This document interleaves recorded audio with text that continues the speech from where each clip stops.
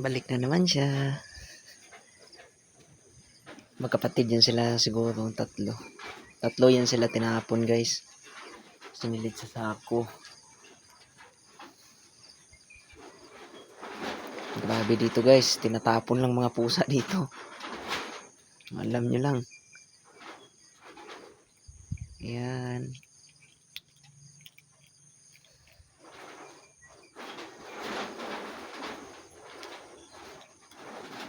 Mailap yan sila. Ayaw lang ng tao. Yung nasa taas, gusto nila yung mayroong tao. Ayan, mailap yan. Hindi sumasalubong yan.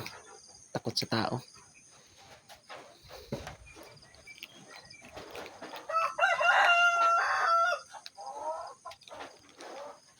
Kain mga alaga.